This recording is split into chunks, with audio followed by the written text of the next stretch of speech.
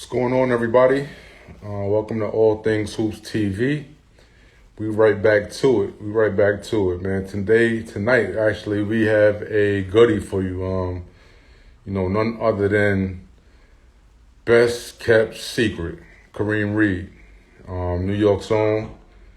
You know, he's been everywhere pretty much. If you don't know who Kareem Big Game Reid is, I don't know where you've been, but salute to that dude, man. We gonna hear his journey. We gonna hear, just pretty much what's good, Splash fam. Now, just pretty much, run through his journey, some of the ins and outs of New York City basketball, Rucker Park, and yeah, we'll get into it when he gets here, but. Yeah, man, just trying to wait for my guy right now, see what's going on. Hopefully, we get a successful. I'm trying to make this happen. So, but yeah, today, there's a crazy curfew in New York City and in other cities. Due to all of the rioting and looting and all of that stuff that's going on. Everybody just be patient. You know what I'm saying? I know it's a lot to take in right now, but we definitely need to stay patient and vigilant. Sorry, in what we want and what we need. With that said. Everybody, man, please just play it smart. Refrain from all of the foolishness. You're not 15 years old anymore, running out here, and times have changed. So, it's a sad time if you ask me, man. But yeah, like I said tonight, Kareem Big Game Reid. I became a fan. Just over the course of 10 years, watching that man, hearing his name, buzzing around the city, McDonald's All-American game, St. Ray's, obviously. Was good, Harlem, Bronx, Young World, the list goes on, Riverside Church. So, we definitely trying to get Big Game Reid in here. Hopefully he shows up. I'm gonna probably, when he comes in, I'll probably restart the live because I don't want to waste too much time. Everybody here but Big Game Reid. What's up, Big Game? Where you at, baby? Okay, just spoke the man up. Just spoke my man up.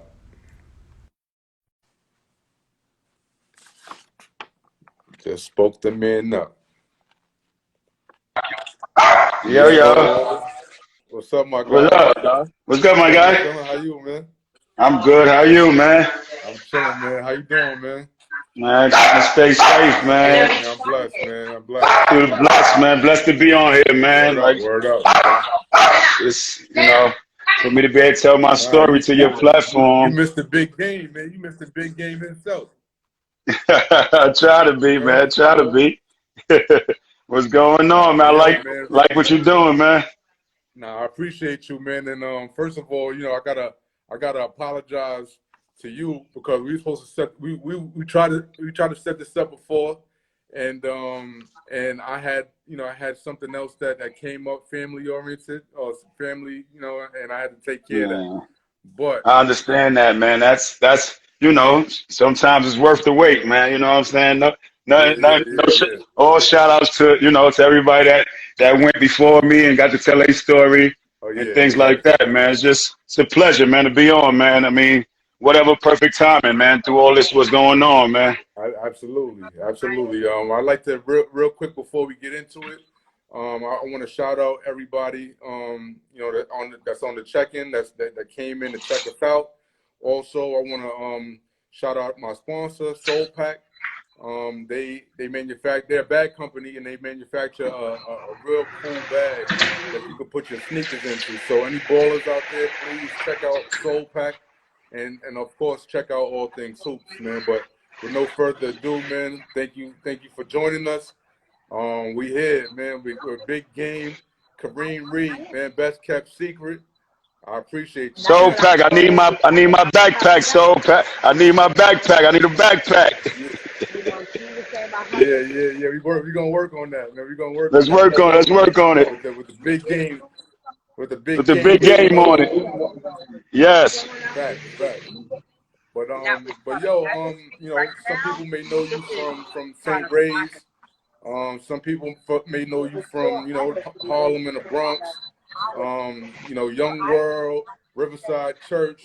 The list goes on and on. But you Mousy here Dream best. Team. Big shout out to Mousy Dream Team. Oh Who yeah, gave me a chance EG. to show my talents in 55th, man, just Oh through life, man. Him helping me provide a platform for me to be seen, man. yeah, of course, man. But definitely shout out to Mousy's Dream Team, the whole EBC, that whole time period. But my first question for you, man, how did you get the nickname Best Kept Secret? And Oh anything? man. It was Duke and Tango, man. Big salute to Duke and Tango, man. Oh, Me legends. playing with a star-studded team, coming in there and getting a chance to play and not having a name. Everybody go to the park to get a name. I'm wondering why all these guys got names and things like that, and just me doing what I gotta do night in and night out. Wherever I went, night in, night in, you heard my name or whatever, stuff like that. And finally, one time I'm on a fast break, and I make a pass, around the back pass, and they was like, "We got it," and everybody was like, that's his name. You know what I'm saying? The best kept secret, man. And I see what everybody's saying, like, my name was changed 2 times after that, man. Hey, man, the rest Big is history. big shout outs to Voice of Harlem, man. He gave me that Oh, name, Ream with it, Rock with it, Swine Flu, oh and of yeah. course ended up with Big Game Reed. Oh yeah, that's my guy, AG, man. Wicked. Yes. My God, man. But all right, so just gonna rewind a bit. You know what I'm saying, in terms of your story, right? Your journey. How was it growing? You're from the Bronx. You're originally from the Bronx, correct? Well, yeah. Well, of course, the story of everybody. I was born in Harlem Hospital, Okay. and I lived in St. Nick until I was 4 years old. And then Okay. I moved to the Bronx. I moved to River Park Towers in the Bronx, and then I moved over to Burnside. So everybody, those Yeah. are left out. I can never leave that out. I was born in Harlem Hospital, lived in St. Nick, and moved to River Park Towers in the Bronx, and then moved, up the street to Burnside, of course, aka Dogside, where I'm from. Everybody know where I'm from. Salute, man. I'm a original. I'm originally from Harlem as well, and I always got love for everybody in Harlem and the Bronx. You know what I'm saying? Definitely show tremendous love. But in terms of you growing up, trying to develop your game and just trying to find your way. Was there anybody in the hood that you tried to emulate their games that that you were looking at and try to copy a little bit of their game while you were coming up? Well, of course, I grew up, my name got Kareem for a reason. I was in my mom's stomach, and they didn't know what to name me, and it was like crazy because of Sports Illustrated. Kareem Abdul-Jabbar was on the cover of Sports Illustrated. Wow. And, if you see a baby picture, I got the basketball in my hand, and she was like, you know what, I'm naming him Kareem. Uh, So I ain't going to discuss the name that they had for me, but it wasn't a basketball name. It's probably like Alfonso or something, and then she's like, I'm naming him Kareem, and that was, it was history. And then, me growing up loving the Lakers, and my favorite player was Magic Johnson, and then, my role model was Kenny Anderson, the great Kenny Anderson, man. So big shout out to Kenny Anderson and Magic Johnson. Oh, shout out to those guys, man. Kenny A is my guy, man. You know what I'm saying? On a personal level, that's my guy. You know what I'm saying? In terms of me being out to reach out to dude and dude being receptive. And you know what I'm saying, of course, Magic Johnson was also one of my favorites growing up. So when when you coming up though, like when did you start taking the game seriously? Like, yo, I may have something here. Let me start, taking this a little bit more seriously. Like, when did you start doing that? Probably like I say 11 years old, man. 11 years old. I'm in the park in Cedar Park, and you know Cedar Park, you know, that's where the music came from. You know, Yeah, where all the music and all the the dope jams from the Bronx. If you was in a Bronx party, you was coming to Cedar Park. You know, I was playing in Cedar Park and Roberto Clemente State Park, and my brother Warren took me one day and said he's gonna buy me some shoes. Yeah, yeah, I'm gonna get you them Jordans or whatever that you've been wanting or whatever. Come with me to 25th. So we go to 25th one day and get my sneakers or whatever, and then he like, yo, I got practice by the way. Yo, come with me. I'm like, all right. So we go to Salem Church, yeah. and Salem Church was, Young Life's home base, home Uh, court. of So course, it was yeah, it yeah. was crazy. It was midgets or whatever. He playing midgets at that time, and I was, I came in and they only had 9 people. Oh, And coach was like, yo, Thurman was like, yo, get dressed, man. What up, man? You here? Get dressed or whatever. So I was like, oh man, I don't know. This is midgets. This is Harlem. I didn't know. I didn't really know nobody. So my brother was like, yo, get dressed. And I got dressed, and man, by the time I left that gym, I was Young Life. oh yeah. Shout out to And that place, it was man. come back Wednesday for small fry practice. Yeah. So and that was it. I think my introduction to basketball was me getting ready for small fry. Oh, that's tough, man. Because Young Life was actually one of the programs. There was a lot of programs, but Young Life was definitely one of the ones that I used to hear about. And they used to Yes. always have a squad. Yeah, I mean that's where it started from. I mean Thurman was, big shout out to Thurman. He was still in, I think, high school when he was coaching us. Oh wow, wow, that's tough. Bingo and L and all that. You know what I'm saying? So that was my introduction, into basketball, man.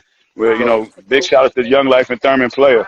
yeah, so Therm, you mentioned a couple names that resonate with the church as well.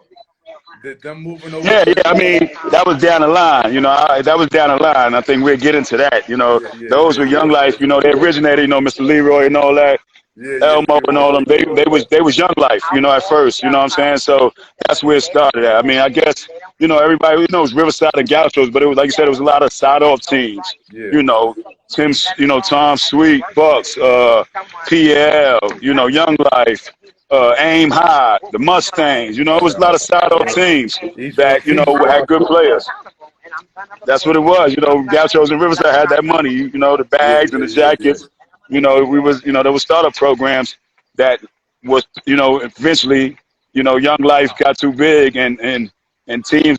TS Bucks and all that got too big. So Gauchos and Riverside had to come snatch them teams up. Nah, of course, man. So when did you get introduced to Riverside Church, and how was that? Well, playing against them, and just playing before them. Maybe I think because I didn't get to play against Riverside that much, because small fry. I don't think they didn't have a small fry team. We'd go up to Stone Gym or whatever, and then one day I'm playing.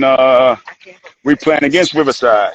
Yeah, In my hometown, and basically in River Park State Park, we playing against Riverside. And after the game, Mr. Lloyd, of course, you know how that go.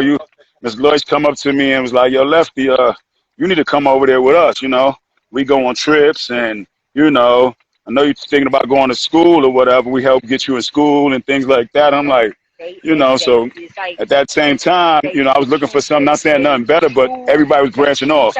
Steph had left, to go to Gauchos, and some of the older guys were leaving or whatever. So it was like, wow, and Young Life was kind of falling apart right. because our small fry, not taking nothing away from your Young Life teams, but the small fry Young Life team that I was a part of, if you look at the picture, it was legendary. That picture that we had or whatever, that team that we had, So when that started breaking up, I felt like it was no reason for me to stay when everybody else leaving or whatever. And I'm thinking about going to school and things like that. And now I'm taking basketball serious. Right, And I guess, Riverside and Gaucho was the wave, for, kids. I see, I'm following other people in my role model steps, and it was like they was at Riverside and Gaucho, so that's where I needed to be. Hey man, I just wanted the bag, man, and the shorts. Just give me Yeah, two shirts. and that's how I felt. Like I said, when I was with Young Life, only the small fry team was getting the bag and stuff like that because we was going away to Chicago and Puerto Rico. So it was like that. When you get the midgets and all that, it wasn't you wasn't getting all that from Young Life and them side teams or whatever. So Right. you could be on the C team and you're gonna get a jacket from Riverside. Word up, man.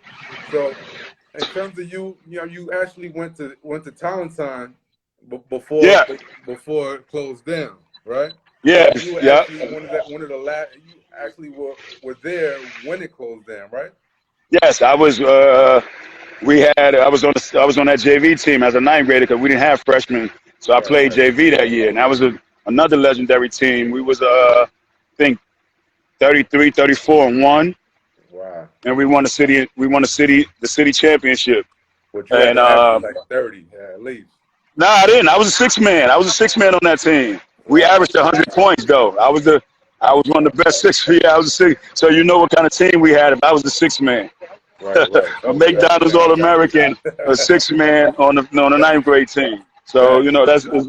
that's legendary. But we had some killers. We had some killers on that team. So Yeah. it was legendary when we finished up the season, and 2 weeks after us finishing up the city championship, I'm getting off the bus to go to school, and I see people out there crying or whatever. The gate is closed to school or whatever, and I'm like, what's going on? The news cameras is out there and everybody's saying, it's over. I'm Yeah. like, what's over? They like school closed down, but I was hearing, in the past, Talentine supposed to close 2, 3 times before that. Yeah. And, the help of sponsors and Mr. Lloyd, God bless the dead, he kept it open, with, funding and things like that. But I just felt like probably couldn't do it no more. Yeah. Half of the school population was basketball. Yeah. Nah, that was you a know, legendary and, legendary the guys that paved the way for us there, the Malik Sillies, God bless the dead, and Adrian Autry, the Brian Reeses, right. guys like that had the school rocking. They were #1 in the nation. Yeah. That a couple of years before that. So it was a tradition for me to go to that school, and I lived, like you said, 3 bus stops away. Yeah. I mean, how did it feel to go to, be a part of a school with such a rich history, tradition, and you being up next to to be on those kind of teams. It was great, man. Like I said, I got the honor and the pleasure to go to 2 legendary schools. Yeah. Start off at Talentine and won, and then continue my winning at St. Raymond's. So it was big for me. When it was time to pick a school after Talentine closed, Gary DeCesar, big shout out to Gary DeCesar. Gary DeCesar said he didn't want nobody else, but he didn't want anybody from that litter but Kareem. So that was very important to me. You know what I'm saying? With a school that's just coming off the city championship, because they won the same night we won the same night we won the JV championship. They won. Terrence Richard and won the varsity championship. So St. Raymond's won varsity. So after I got crowned the JV champion, I watched St. Raymond's win it that year. Oh yeah. Dana Dink. So it was like Terrence Richard and Antigua and them, they won it that same night. And me getting a chance to watch them, and then 2 weeks later being asked to go to St. Raymond's. So it was just legendary for me. Did they know what to expect from you? You know what I'm saying, in terms of basketball? I guess the paint wasn't dry on my story yet. The paint was just getting it was just getting painted. So it was just like, okay, tough left hand guard. They probably seen me a couple of times playing or whatever, but I don't feel like they knew. He didn't, I don't know. I don't know what was his reason and why or whatever. I was a tough kid, had a background coming from a single parent home, so I don't know what he saw in me. You know what I'm saying? What the Caesar saw in me, but I thank him, and I always thank him. He's a father to me. That he took a chance on a kid from the Bronx with a dream. Now, of course, man. St. Ray's definitely is a legendary program as well. But what made you choose them out of all the other legendary teams in the city? I mean, when you get 30 basketball players, I was just what I told you. I was a sixth man on JV, right? And it was 30 fresh, brand new basketball players going everywhere they wanted. So I tried, like I said, everybody know I tried Walton High School, public school for one day, and I tried Kennedy for one day with, total package, and I couldn't do it. And I was like, you know what? Same Rays it is, with the point is, like, everybody's going to Rice. Felipe had just hit New York City. So it was like, I couldn't go there. Reginald was all there. It was crowded. It seemed like Talent Time turned into Rice. Yeah. Everybody went there. So I was like, well, I just came from there. I'm not going to do that again. I just got out of the situation. So, St. Raymond's it was. Word, man. And once again, like you said, the bags, I'm looking at their schedule. They just won the championship. They getting ready to go to Alaska. They getting ready to go to Hawaii. They going to get a chance to, we're going to come back top 10 in the country, USA Today. Yeah, why not? And I didn't even know, like I said, I was going there to play JV, because they were stacked. I didn't think I was like, I have another year JV, win it again, kill a city, and then play varsity my junior year. But lo and behold, I first day of school, I'm playing with them in the summer, whatever. First day of school, I walk in the gym, it's Big East schools, Tom Penders, Calhoun, Bayhan, in our school practice. So that's what I talk about. The city was up then. And they wasn't even there to see you at the time. Oh no, I didn't have nothing to do with it. No, I didn't have anything to do with it. I didn't have anything to do with it. They didn't even know me. I didn't have anything to do with it.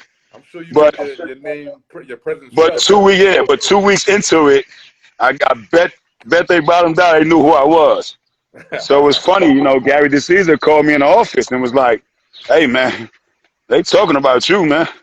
I said, "What happened?" I'm thinking something bad because when you go to Gary's office, it was bad just most of the time. He didn't, So he was like, "Yo, listen, man, what you want to do? Play JV or play varsity? Take a chance to play varsity and learn, and then you have 2 years to rock." That was our game plan, and I trusted him with that. You know what I'm saying? I trusted him with that, and lo and behold, 4 or 5 games into the season, I'm starting. On the defending champions, team, so that was big for me, for me to take a chance and leap in faith to say that, like you said, and have the much confidence in me, where 5 games into my sophomore year, the defending champions, I'm the starting point guard for the top 5 team in the country. No, that's solid right there. Sure. So that was me. My introduction into St. Raymond, and, that year playing against Jason Kidd and Rasheed Wallace and the legendary Dunbar, you know what I'm saying? Like playing in Myrtle Beach, against Simon Gratz in Philly. Just things that guys that we played. Like I didn't play a game in New York City until January. Yeah, that's crazy. And my first game was against Rice in Gaucho Gym. In New York, so you know what that is. I'm thinking they beat us they might have beat us that first game, but I had a good one. I had a good game and a real good game coming back. Like I said, that's the first time they got to see me play. Like nobody knew. You know what I'm saying? I wasn't starting or whatever. They didn't know what was going on at that time. It wasn't cell phones. I wasn't really in no big news articles. They was just saying St. Raymond's won. Raymond's win again. Raymond's win again, not knowing I'm the starting point guard. Right. So that night when, and I don't even think I started that night because he was like, our first game back into the city, he wanted to, go to the older guys, give them a chance. It's their first game back in the city. And halfway at halftime, and matter of fact, we won that. Because at halftime, he came in and said, you know what? I'm getting prepared for next year. Kareem, you start.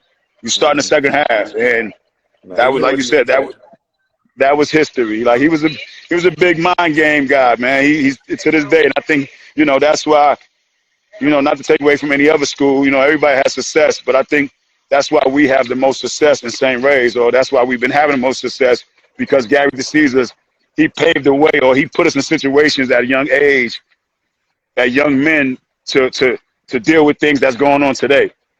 That's So what's up. things that I learned from him at 14, 15 years old, now at 43, 44 years old, I'm still using in my day-to-day life. No, that's facts. Now, shout out to Gary the Caesar, man, for for doing that. He must have had a Yes. crystal ball back then, man, but it worked. He's cussing me out right now. I'm supposed to have been on live with him. I said I'm supposed to have been on Zoom with St. Ray's fan. I said I got to do this big interview for Nah, for my guy. So yeah, I appreciate you that. honored, you honored. Yeah, I'm honored. I'm honored for that, But man. they tuning in. So it's good. I appreciate that, and I'm honored that you know what I'm saying, you with us, man. You rocking with all things Yes, sports. yes. But all right, so we're gonna fast forward just a little bit because I know your journey is a long one, right? But in terms of We can have part 2, part 3. You know, we can keep. no, no So doubt, you no know. doubt. In terms of like colleges now, but getting interested in your services, like when did college start like reaching out to you and sending Well, email, and what kind of yeah. schools were interested? So once again, I got to like going to St. Raymond's and benefiting because Gary was on he was on the committee of ABCD and things like that. My sophomore year, I got to go to ABCD in Michigan before I even came to Jersey. ABCD, when everybody know it, it was in Jersey. Yeah. I went to the first ABCD camp. If you do your history, if you go to YouTube, me, Stephon, Felipe, Jelani McCoy, and another big kid that went to UCLA, we introduced the first Larry Johnsons Yeah, at yo, ABCD. yo. ABCD was Converse. Hold on. And this is a fact right now that you're talking because I do my homework. You know what I'm saying? Yeah. Kareem, man, like, and I know that you guys were in a focus group. You know what I'm saying? They had Yes. the early focus group. You had to be about 13 years old at the time, or something like 14 or something like that. 14, yeah. And it was you and Steph and some cats that what I'm saying, I ain't know. Yeah, people, uh-huh. Yeah. But I was looking at the focus group and all that, and they was trying to, see about the new Converse sneakers coming The out. new Converse, yeah. And you was high on your block love, you know what I'm saying? You was showing you know what I'm saying? They asked you who was your role model or something like that. You was like, yo, Mashburn, because he from the 10. Mm-hmm. You know what I'm saying? Like, like that. Yeah. And that's what I wore. Wherever I went to this day, I wear New York on. New York on my chest. So I always represented New York, regardless of where I went. We got in fights because of New York. So it went like that. And then like I said, you look back at it again. I didn't even know they sent me a clip. I was a sophomore, and it was mostly all juniors. I was a sophomore, just finished up my sophomore year. So I went to camp with all the top. Getting ready, all the guys going to the McDonald's game and things like that. And like I said, I was an original. Dave, you got to post the original ABCD camp. Yeah. So I was the third assist leader in there as a rising junior. That the kid that came from nowhere. Nobody really knew about me. I was a sophomore on that team. We didn't win it that year, and I wound up. We didn't win it that year, so I got invited. The Caesar pulled the strings. And I got invited. I probably was the only one that wasn't ranked out of the top 100 players. I probably was the only kid in there that wasn't ranked. Just because of Gary DeCesar or whatever. But when I left there, I was ranked. When did Arkansas? Oh, shout out to G Herb too, man. He just shouted out them hogs. G Herb, the salute. Razorback. You know how it was. You went somewhere else first, but you ended up a Razorback, man. But salute, yeah. Now, speaking of the Razorbacks, right? When did they become interested? And can you tell me a little bit about Nolan Richardson and what he means to you? So that year, like we said, everybody's there. They here to see everybody. But that year, I'm in ABCD with Corliss Williamson, Scotty Thurman, and all that. So every morning, I used to get up. Or me and Felipe go watch because at ABCD, if you know that the counselors play at nighttime. Okay. The counselors are kids that's going into college and things like that. Yeah. So that's your counselor. So at that time, Scotty Thurman and them used to come back. He was my counselor. So he used to come get us at the dorm and say, yo, come on, watch us play. So at nighttime, at 9 o'clock at night, I used to sneak out the dorm and go watch them play. That's tough. And me and him just built a bond. Me and Scotty just built a bond. Like, you know, I used to have, you know, New York. I'm wearing my jersey. I got my jersey one sleeve over the other sleeve, so I'm making an X. So that was for the Bronx. You know what I'm saying? So you know what I'm saying? Nobody, you know, as soon as I got my jersey, I'm flipping one arm over and putting the one sleeve over the other sleeve. So it's like my neck is the X on it. So that they was like, man, that's the Bronx right there. So you know, that was my name, Little Bronx. Yeah. So just keeping a relationship with him, and like Gary was, you know, if everybody know it, Gary was a mastermind. So Gary, like, his search schools was best fit me. Yeah. So you know what I'm saying? This big thing, and we'll talk about it. Pick a school that fits you. So if you look at my schools, it was all up and down schools. California, Texas, Arkansas, UNLV. You know, that was my 4 schools. Tough. What You know, it was all run and gun. So that year, my junior senior year, we went to Missouri, we went to Alaska, we went to Arkansas, you know, we went to Vegas.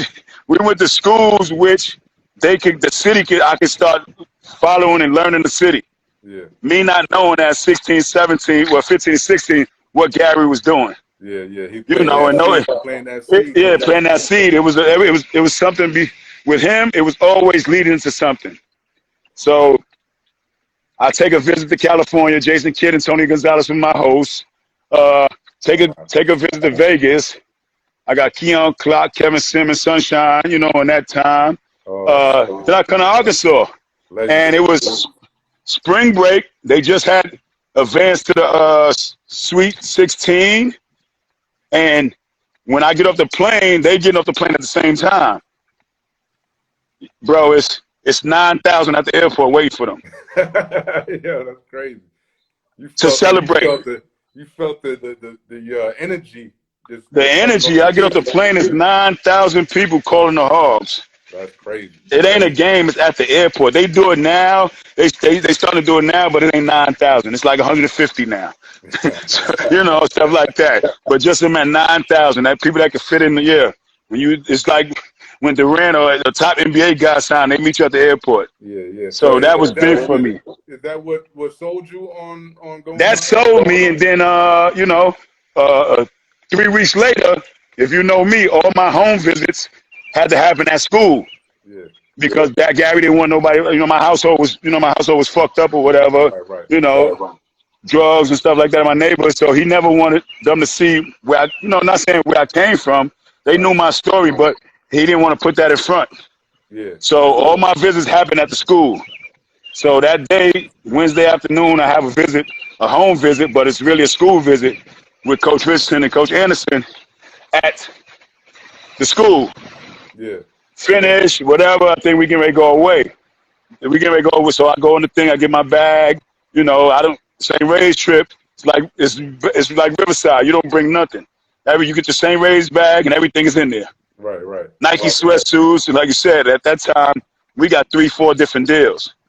We went Nike, we went LA Gear, and we went Adidas. And Reebok. So we have 4 different sneakers. You know what I'm saying? So I go home, I'm in the hood, like, you know, kid in the Bronx. I'm outside with my guys before I'm getting ready to leave the next day.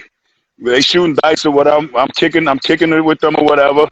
And it's a Lincoln Town car. Pulls up. So you know what we thinking it is. It's blacked out. We might think it's the police. Yeah. Look like a DT car or whatever. Yeah. So we send the crackhead, you know, the drug, you know, the crackhead over there. Yo, see who that is? He banging on the window. Coach must have rolled down the window. The crackhead like, yo, that's that coach, Arkansas, man. He here to see Kareem. I remember like yesterday, man. I went over there. They like, yo, your coach over there. Well, you know what I'm saying? They like, oh, you know, I had the block going crazy, everybody outside. I walk over. He said, man, I really want to know who you is, Lefty. I want you at my school. That's tough. And that really sold me. You know what I'm saying? So when I got back from Arkansas, I'm Arkansas down. And Gary D like, you signed already? I'm like, nah. But he like, you signing. You know what I'm saying? So, you know, and then, you know, at that time, I didn't have my test score. Yeah. And all through that time, they stayed loyal to me. Coach said, "Yo, even if you don't get your test score, I got a home for you." And that was big for me. All other schools, a couple of other schools backed up off me or couldn't take Prop 48s at that time. Right, right. So eventually, they kept showing me support and things like that. And then, right after the McDonald's game, I had a good McDonald's game, a great McDonald's game where, I thought I should have received the MVP, or basically me and Felipe should have been co-MVPs. And right after that, I get on the bus. I didn't have it planned, but I felt good after that. I was like, man, what I'm going to do or whatever. Then right after the game, Coach Richardson and them called me and was like, yo, good luck, man. I want you to be a part of the family. So my guys, they sent me some stuff. So I got on the bus with Arkansas hat on and an Arkansas shirt. And when I walked in the Marriott in Queens, it was all the college coaches was in there. And they got this, and they saw me with the Arkansas hat on and Arkansas shirt because they had just advanced to the game. So they just had won in the Final Four, and Monday was the championship game. So Saturday when I got on, they won earlier. After the McDonald's game, I put on the Final Four shirt and the hat. So that was history. That's when I became a Razorback. Nah, that's what's up, man. You know what I'm saying? They have at that time, Arkansas Razorbacks, Carlos Williamson, Scotty Thurman, and those guys, man. They was they was up there, man. Top three. You know what I'm saying? I'm mad because I would have had a national championship. I'd have got to play my freshman year, man. We went back to back, So just imagine they went Sweet 16, Final 8, national championship champions and national champion runner-up. Nah, that's fire, man. But in So, terms, in terms of you being selected 1994 McDonald's All-American, right? How did it feel, in retrospect, kind of playing with guys like Felipe Lopez, who you played with, 1,000 times before, Sean Walker, Curtis that went to Virginia. Before that, like you said, New York was so tough, man. Like out of town was tough too. Nothing to take away from it, but just you being in the battle of the beast, man. Shout outs to my team that year for 2 years, man. That Riverside Church team, man. I had Mark Blunt, I had Donald Foyu, I had Steve McDowell, I had Zig, I had Rich Parker, I had McNeil, I had Jamal Stretch, you know what I'm saying? I had guys like that made me that. And then, of course, my St. Raymond's family, Tyler Brown and Eric Harris. So that helped me, you know what I'm saying? They made me a McDonald All-American, with the help of me, you know what I'm saying? They helped me with this journey. So big salute to them because if it wasn't for them, I wouldn't have got 17 MVPs in one summer. I wouldn't have went on that run. I wouldn't have went and got 5-star MVP. I wouldn't have got Golden Hoop champion, against Steph, So that right there, I think that momentum that year, it sold me into the McDonald game. Right. So when I got into the McDonald game, I'm like, yo, me and Felipe played 8-9 times in school. I played against Sham 2 times to get to the championship. My journey to that point where, and then I already made my name that summer against those same guys. So it was sweet for me because I got a chance to get in there, and we talk about it, and some people say maybe I wouldn't have got in there if AI didn't get arrested. But it was the toss-up. He was in. He was the top player in the country. Right. Him and Felipe. But it would have been I put so much pressure on them that somebody else would have had to not get selected. Right. Now that's everything happens for a reason or whatever. So, and that was it. So me using that momentum and getting into becoming a McDonald All-American and playing in my city and my backyard. So that was big for me. Once I found out the McDonald game was in New York, I'm like, oh, I gotta be in that. So it was first class. We got to play at we did the 3-point contest and the dunk contest at Goucher Gym. And then the game was at St. John's, which a month before St. John's started recruiting me. It was funny with the St. John's thing. They didn't want me. They had, some other guys there, whatever. No disrespect, but it was like that. And knowing what I know, I still would have went to St. John's, but just for it felt like a kick in the face for them not even recruit me. Like now y'all You know, now y'all want me? yeah, they had ties with Riverside and everything. They kind of practice and like look right over me. Right, And right. I was like, yo, what's going on? But deep down my heart, I'm glad they did because I didn't want to go there and I didn't want that pressure to be put on me to stay home. So it was just so good that they didn't. Right. Now, in terms of like basketball, growing up, every kid who touches the basketball thinks at one point about making the NBA, right? Yes. At what point during your college career did you realize, all right, well, this league is closer than I really kind of think it is? Like, when did you start thinking NBA? Like, I could go. I guess, yeah, I guess when when I see the year I sat out or whatever, and seeing, the NBA scouts coming in there to watch college basketball, or to see Scotty go through it, to see Scotty Thurman and Corliss go through it, and see some of the guys that I knew go through the experience. T. Wrencher getting ready to come out. Guys that I looked up to were making that jump. Right. So after my freshman year, it's like, oh, I'm freshman of the year in SEC. I led the lead in assists. I'm starting to hang out with some of the guys that's going to NBA or being around them.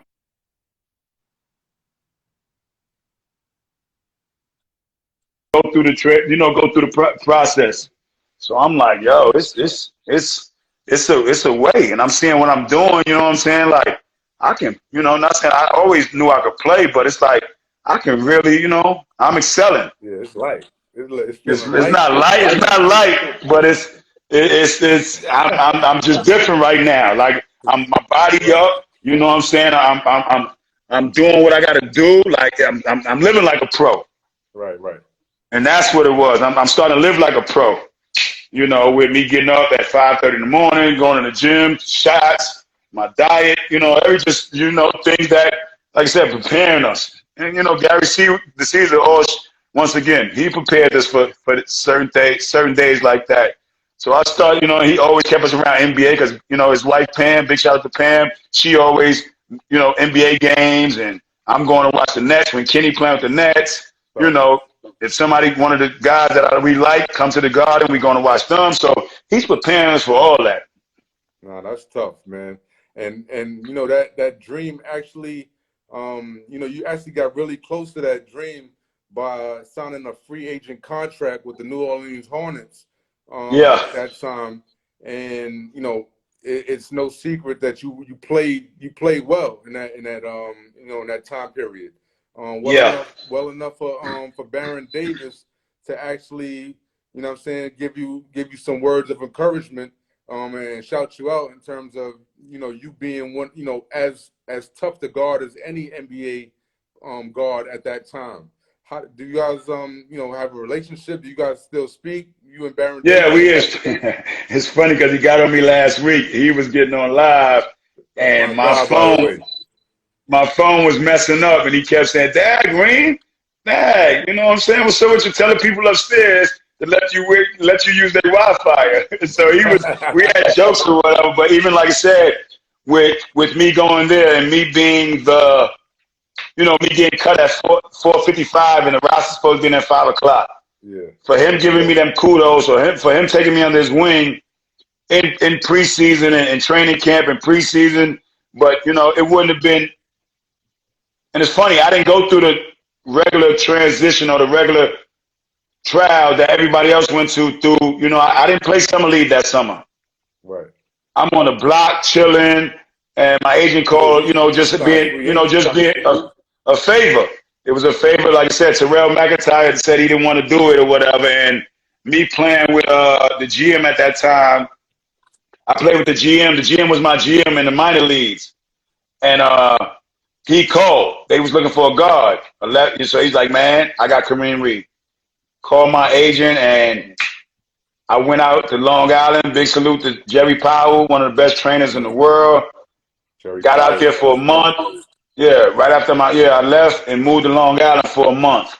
And, Locked I'm in. telling you, I locked in. He had me locked in. I didn't even, like I said, people thought I was out of town. I was right in Long Island, but people didn't know.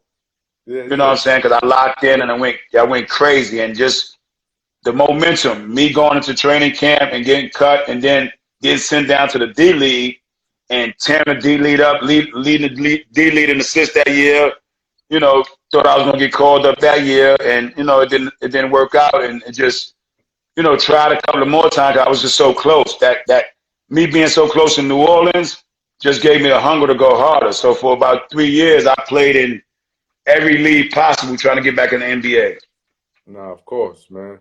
You know what I'm saying? It's tough, man. You know what I'm saying? Because once you kind of Get a taste of it. you have the chance once you out of that loop, it's tough to get back into that loop.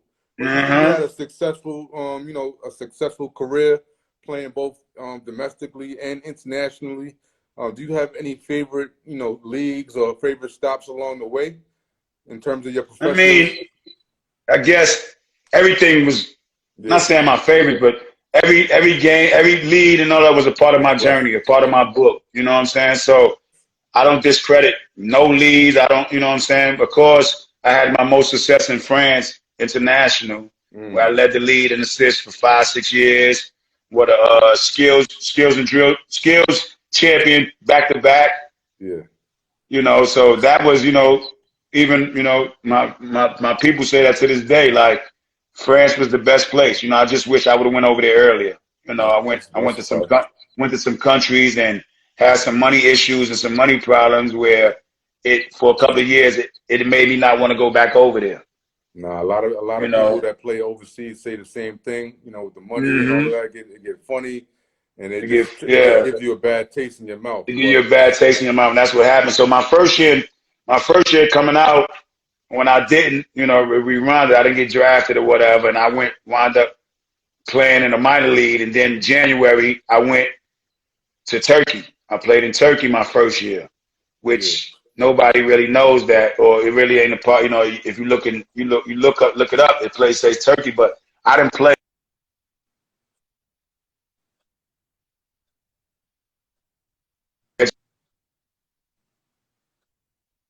yo, Ring, you breaking up a bit.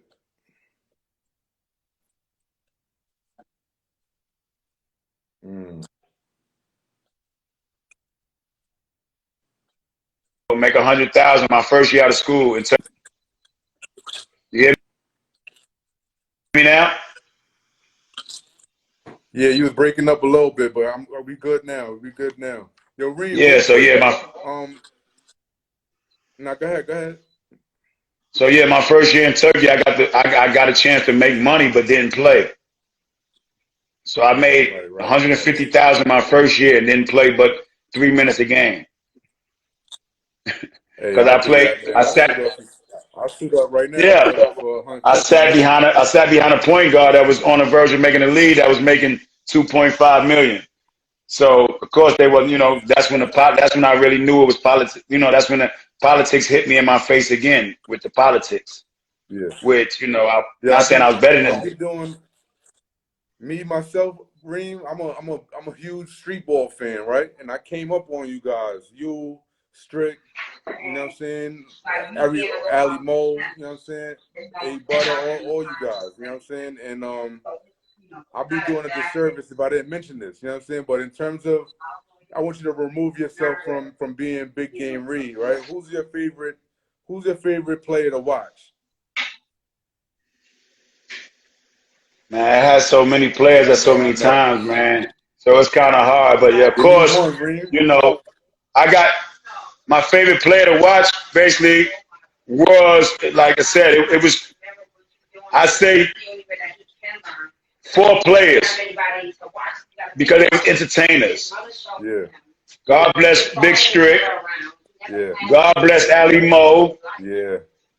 Ray for Austin, and Booger. Oh man, yeah, that's a They solid were group. because they were showmen. They were showmen. You know what I'm saying? I grew up into with Malloy and Shane. Shane and Yeah, Malloy with the showmen and all that. But with them guys, Strick, getting a chance to play with Strick and right here, certain like leagues, and then he took that overseas. He took that to CBA, so things like that with me playing against Booger, or me playing with Rayford, not knowing when the ball coming. I had to usually, I was like a big man because you never know when the ball coming with some of these guys. wow, that's fact. So you know what I'm saying. But those four was an honor to play with because there was more showmen or whatever, which Nah, which. that's a tough four right there, Reem. I can't even lie to you, man. But in terms of now we're gonna get to this though. Like in terms of we know you play pretty much everywhere, right? What are some of your favorite? Aside from EBC, because that's obvious. Rucker Park is the mecca. But aside from there, like what other tournaments did you kind of enjoy playing at? Man, Yo, you hear me? Dykeman, of course, Dykeman, Yeah, Kingdom, Together We Chill, Fifth Unit, yeah. Kingdom you was know what it yeah. is. Ted Smooth, Straight Faces, you Right, for remember. sure. That was, that was it. That was it. You know what I'm saying? Yeah. You know what I'm saying? So I guess every part was, was sentimental to me. Hoops in the Sun, any Yeah. part, I want to go anywhere and play because that was my motto. I wanted to play, all different parks, all different crowds. Basketball family ran deep with me, so I wanted to go. I wanted to put on a show for everybody, get a chance to see me. I wasn't ducking no wreck. Yeah, what's crazy is that there was a game at Together We Chill, and I waited. Me and my peoples waited after. I forgot who knew you already, but you know what I'm saying. It was and Adrian, you and A Butter. After the game, y'all looking around, y'all just talking or whatever, and me and my peoples, we was like, yo, we going to Dykeman, and he was like, yo, y'all going to Dykeman? Come on, like, yo, we could shoot up there with you. And y'all actually roll with me. You and A Butter roll with me up to Dyke. Me and my man up to Dykeman because I was driving at the time, and I was like, I was like, yo, I got A Butter and Big Game Reid in the car with me, and I'm, you know what I'm saying, like, But that's like you said, that's how it was, man. Like, it wasn't superstar. It wasn't, you know what I'm saying. We were superstars in our own rights or whatever, but I respected everybody. You know what I'm saying? Yo, we cool. You going there? We going. We do certain things, or because it was family to me. That 119 forever, like us arguing with True Asian, Jesse Sapp, and that East Side crew, things like that. But to me, like I tell people, on the court, we were enemies. But soon we get up to court, we friends. Like, come on, get in the car. We chilling. Come have a drink. Whatever we like to do, let's do. You know what I'm saying? So that was my thing. So how long that game was? Yeah, I had to do that because of the game. But after the game, in between them lines, after them lines, finished, we cool. We friends. That's what's up, man. But yeah, I think we got like 4 minutes. But I gotta ask you. I gotta bring up the EBC, man. I gotta bring up Fat Joe, Terror Squad. Like who are some of the players on that squad, and how did that feel to to play, at a level of that magnitude?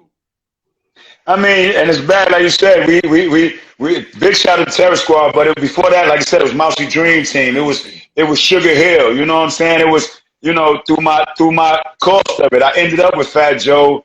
Like I said, when you can't beat you got to join them. So it was not saying I couldn't beat them. I didn't play, but Joe, he felt the same way he felt about A Butter. He could never beat us.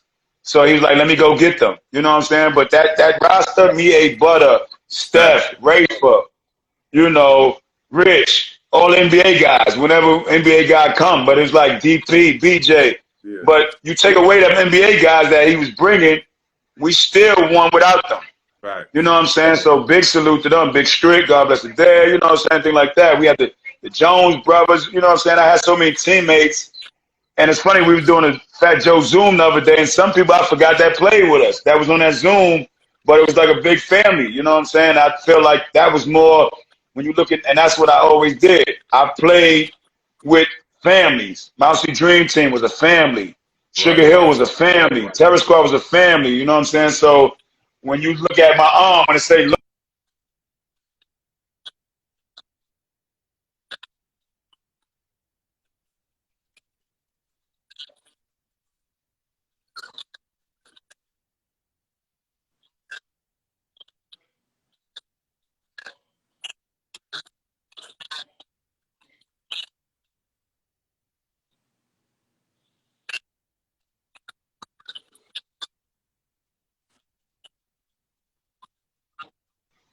all through hard times. So yeah, Fat Joe thing was, Terrace Squad was crazy because he was, like you said, he turned down millions of dollars to be there 55th with us. Right, right. Yeah, I remember y'all beat that team. Y'all beat that team from California that had Gilbert Arenas and who they had? Gilbert Arenas and Baron Davis that showed And up. Baron Davis, when I Yeah, sat on the rim that day. and yeah, and y'all beat them in the chip. But that was the third.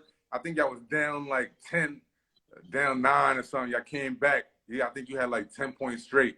And yo, that spin move, man. I know you've been, you know what I'm saying. When my son get older, man, I'm having, you know what I'm saying. I need you to teach him that spin move, man. A lot of people Yeah, man. debating. A lot of people debating me. They saying that I say you got the best spin move in the game. Period. A lot of people said Maul Tinsley got it. You know what I'm saying? That's debatable. You know what I'm saying? I can't. Yeah, I mean, it's just, yeah, and a lot of people, like you said, a lot of people say that. You know what I'm saying? And my thing was just to be mentioned with Jamel Tinsley. You know what I'm saying? But you know, that was, I used it. So I used it when people, like you said, people thought they knew when it was coming. They thought they knew when it was coming. Like I said, oh, he's gonna spin, but stop it. You know, so or at the times you never know when it's gonna come. Fact. It's coming though. It's coming, but It's coming though. It's coming. You don't know what angle. You don't know where it's coming. When it's coming. But you're gonna be like, oh. And then mine was more. See, Mel's was more into a move or just to get by you. Mine most of the time was when I got out my spin move. It was a basket. So it's just like you not knowing. No shade. No shade. You gotta know when to use it. Yo, Ray, one more, man. In terms of this is actually the biggest question of the night right here, man. You know, I was real proud of you, man, when I heard that you actually went back to school and you finished that thing up, man. After so long. What was your motivation for doing that? And you know what I'm saying? Like, how did that make you feel? I guess I was, you know, when we always talk about it, and I think, like you said, and I've been hearing a lot of podcasts, you got to be ready for life after basketball. And basketball was my life, you know what I'm saying? So I didn't prepare for after basketball, or I felt that when I finished, I was going to have I was going to have a lot of money where it wasn't going to matter about no degree. Right. And that was my mind frame. So I went to school to play basketball, to try to provide for my family. So I took chances. I didn't go, you know, I didn't take care of my business in the classroom because I motivated all my attention to that basketball court. Right. So for me to come back and try to do something in the community or try to coach at a high school or get a college job and I didn't have my degree, or me just trying to get a job and they telling me, you know, a security, you know, all I did all my life was basketball. When they telling me, yo, help me get this kid better or help me practice this team. And then when the games come, I got to go sit up in the crowd. Right. So I'm like, man, nah, I can't do this. This is something I want to do. What it's going to take for me to, you know, and I always contemplated about going to school. You know what I'm saying? Like, that was a big thing my grandmother, before she died, she wanted me to do. So, you know, it was big for me to do that, you know, to do that. And like I said, I didn't come back as a regular. I came back as a regular student. I came back, I had to be in that classroom. Yeah, so at the age of 30, at the age of 39, I had to be in a classroom with 17-year-old kids and stuff like that, where I've been 20 years removed from this university. Yo, Rain, real quick, man. Outside of, you know, everything else, man, that's the thing that I'm most proud of you of, man. Just having that ambition to do that, man. Yeah, I mean, big shouts to everybody. I mean, everybody that did it. I mean, you know, it ain't when you did it, it's when you finish. You know, it's that you finished. That's a So, fact. you know, salute. You know, Sham went back and got his, and you know, that was it. You know, guys like that motivated me to do it. You know, Ty Grant always talked about me doing it. Reggie Freeman. You know, so guys that went back after years showed me the way and showed me the path. Yo, So that Raymond, was great. this shit about to cut off, bro, but love is love.